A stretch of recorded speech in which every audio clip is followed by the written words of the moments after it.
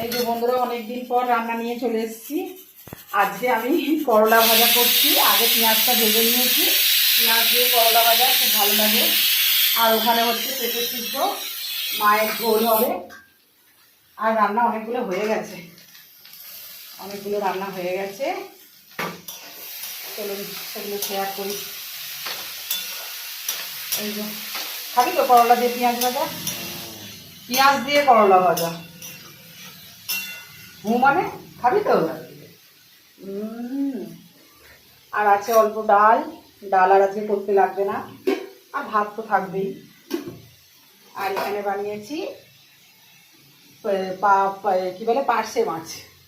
পার্শে মাছ হচ্ছে পোস্ত দিয়ে বানিয়েছি, সর্ষে পোস্ত দিয়ে। আর এই যে ভাজাভুজি আছে, আলু ভাজা, আলু ভাজা। আর আছে চাটনি। আজকে